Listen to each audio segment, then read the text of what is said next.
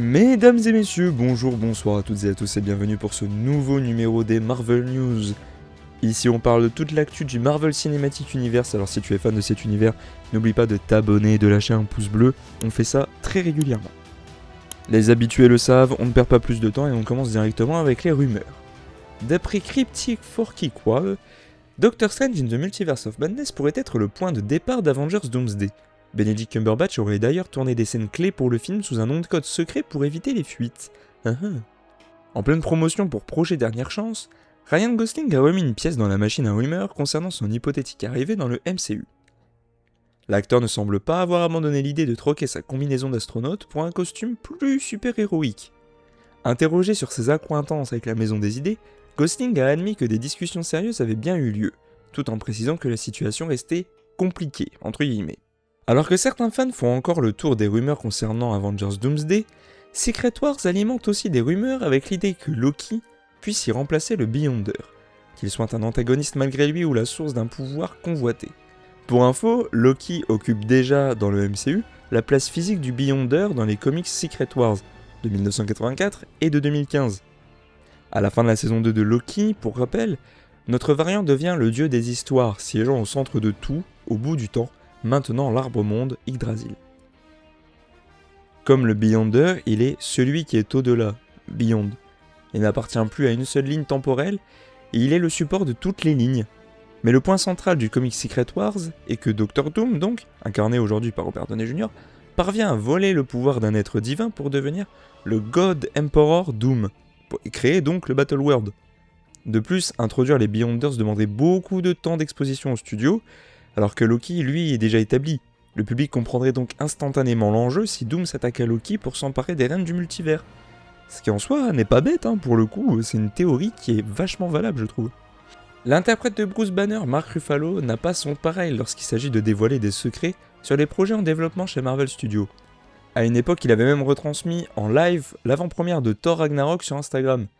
Durant la campagne promotionnelle d'Avengers Infinity War, Don Cheadle avait joué les babysitters pour l'acteur, mais sans succès, puisque Ruffalo avait spoilé le final. En pleine tournée pour Crime 101, un trailer qu'il partage avec Chris Hemsworth et Halle Berry, l'acteur a de nouveau été mis dans une position délicate. Tandis que des rumeurs d'une éviction du MCU se font de plus en plus insistantes, suite à des prises de parole sur la politique de Trump, Ruffalo tient à rassurer son public. Il explique à The News Movement « Les gens n'arrêtent pas de me demander si j'ai été viré. Pas à ma connaissance. Je serai là aussi longtemps que Marvel voudra de moi. Qui sait, il y a peut-être des choses sur lesquelles je travaille déjà, en rigolant. Je suis sur le coup, disons-le comme ça. » Bon, on sait déjà qu'il va apparaître dans Spider-Man Brand New Day, mais est-ce qu'on va le revoir par la suite, sachant qu'il n'est pas au casting de Doomsday, il me semble.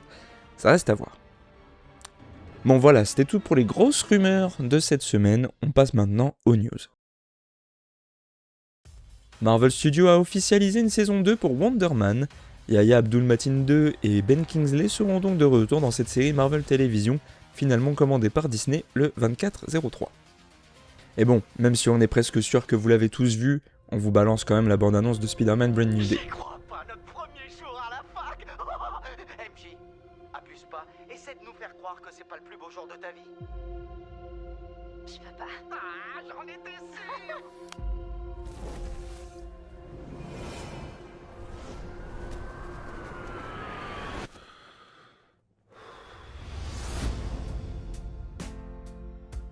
Salut, je m'appelle Peter Parker. Vous vous souvenez pas de moi, mais on se connaissait. Une catastrophe allait se produire et le seul moyen de l'éviter, c'était que tout le monde oublie mon existence. Parce que je suis pas que Peter Parker.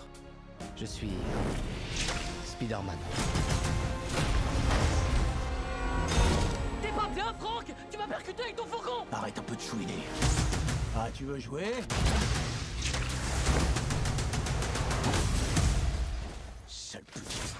Rentre chez toi! Parfois, Spider-Man doit faire des choix difficiles, même si ça brise le cœur de Peter Parker. Qu'est-ce qui m'arrive?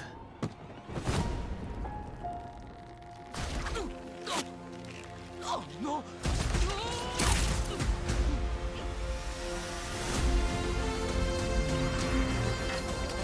Excusez-moi, Dr. Banner.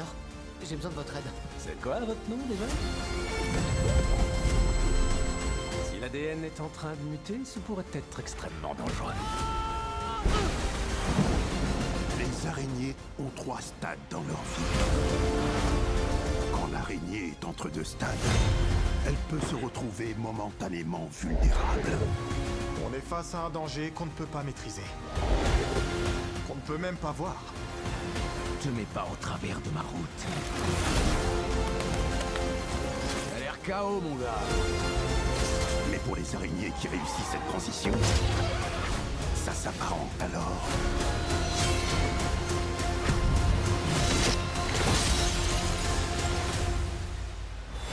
à une renaissance. Jolie fleur. Oh, c'est juste un cadeau de bienvenue. Moi, c'est MJ. Et moi, je suis qu'un voisin du bout du couloir. Le voisin sympa du palier. Pour info, la bande-annonce que vous venez de voir a été visionnée plus de 718 millions de fois en l'espace de 24 heures. Et ben ainsi le record détenu par Deadpool et Wolverine en 2024. On vous met aussi une petite vidéo de promo avec Tom Holland qui a été diffusée sur les réseaux.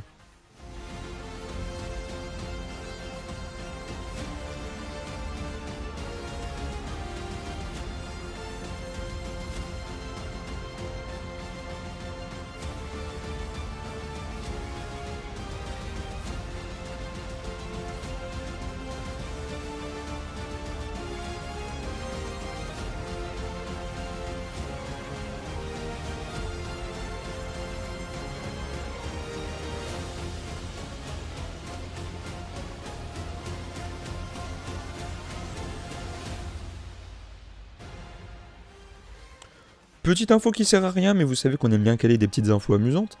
Des fans ont découvert qu'Oscar Isaac et son personnage de Moon Knight étaient nés le même jour, à savoir le 9 mars 1979. J'aime bien ce genre de news. Petite info que vous jugerez, vous, utile ou pas, le média Collider a voulu connaître le cahier des charges imposé par Marvel Studios à ceux utilisant le personnage de Peter Parker. Et il doit être un homme hétérosexuel caucasien. Son origine doit inclure la morsure d'une araignée radioactive, son héroïsme doit être motivé par la mort de l'oncle Ben, il ne peut pas fumer, ne pas boire d'alcool, ne pas torturer et ne peut pas tuer. Ça déroge sur quelques points par rapport à certaines itérations qu'on connaît, mais globalement, on est à peu près dans les codes de ce qui se fait pour Spider-Man en général, ça c'est sûr.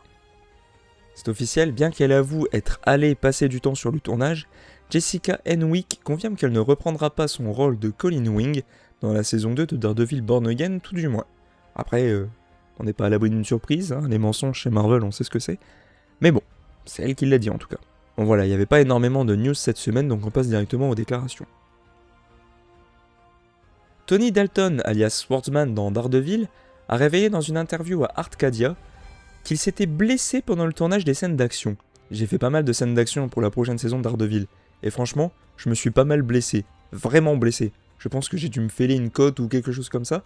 Parce que pendant 2 ou 3 semaines, je suis resté au lit et j'avais des bleus partout. C'était dur, vous savez, ces gars-là plaisantent pas. Les scènes d'action sont très physiques. Ils te disent, la caméra est sur toi, donc c'est toi qui sautes là. Tu frappes ce gars, et lui tu lui frappes le visage avec un tube. Et toi tu réponds juste, ok. Mais ça va être très fun et ça va être vraiment génial à voir. J'ai hâte de le revoir en action, franchement.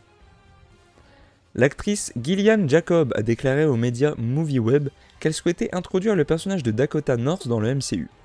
J'ai une idée. Vous connaissez la BD Dakota North ? Je pense que ça ferait une super série.